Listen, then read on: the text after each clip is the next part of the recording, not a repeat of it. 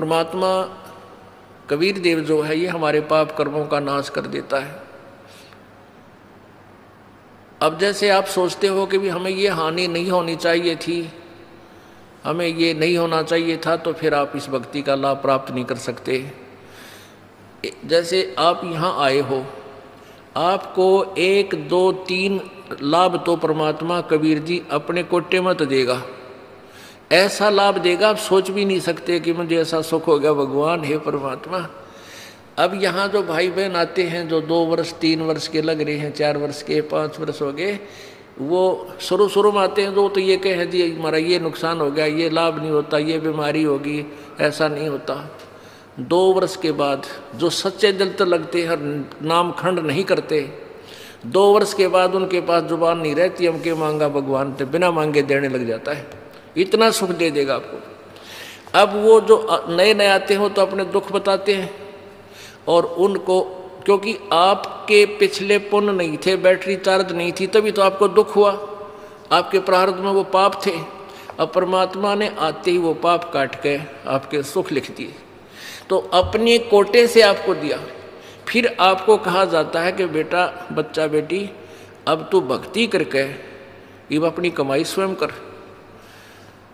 1 2 सुख तो इसलिए दिया जाता है कि ये पहचान ले कि भगवान है यहाँ पर, और फिर आपने स्वयं अपनी मजदूरी करनी पड़ेगी, तभी तुम सेठ होगे। तो यहाँ आते हो, जैसे कोई भक्त आता है, पहले तो आप सच्चे दिल से शुरू में लगते नहीं। यदि आप शुरू से ही समर्पण कर दो और छोड़ दो सब पूजाओं को, देखना आपके ऊपर 1 वर्ष के अंदर वारे न्यारे कर देगा भगवान, लेकिन नहीं कर पाते।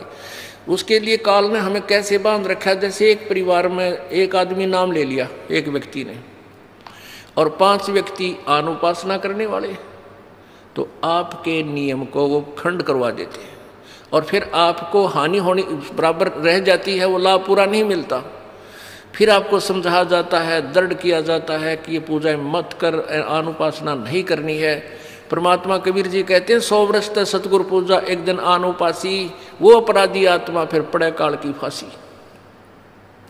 100 वर्ष आपने साधना कर रखी है, परमात्मा की साधना, सत्य साधना, एक दिन अनुपासना कर ली, अन्य देवी देवता क्रियाक्रम कर दिया, तो तेरा सारा नष्ट हो जाएगा। वो अपराधी आत्मा फिर पड़े काल की फांसी, यानी वो पिछला किया हुआ नष्ट नहीं होगा, लेकिन काल के जाल में फंस गया, नाम टूट गया, और काल फिर तेरे पिछले पुण्य के आधार पर तुझे नचाएगा, स्वर्ग में देवता बना देगा, ब्रह्मा विष्णु महेश बना देगा, पदवी दे देगा, फिर आपकी मलाई जो बैटरी डिस्चार्ज हो जाएगी, फिर गधे की योनि दे देगा, यानी काल की फांसी में फिर रह गया।